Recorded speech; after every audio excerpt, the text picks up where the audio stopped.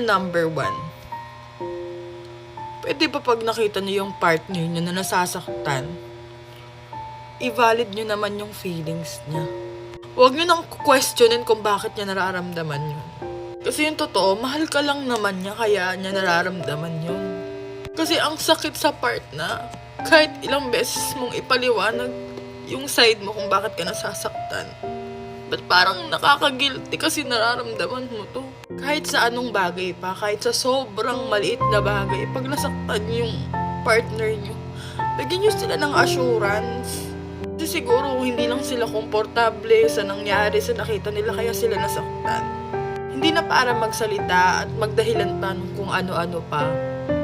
Assurance lang naman yung gusto nila. Hindi naman ipa-feel na masama siya, na mali siya. Kasi mahal ka lang naman nung tao kaya niya nararamdaman yun. Kasi yung babae, pag napagod na yan mag-explain, hindi na magsasalita talaga yan. Tatanggapin niya na lang lahat hanggang sa wala na. Totoo talaga, pag yung babae yung napagod, wala na talaga.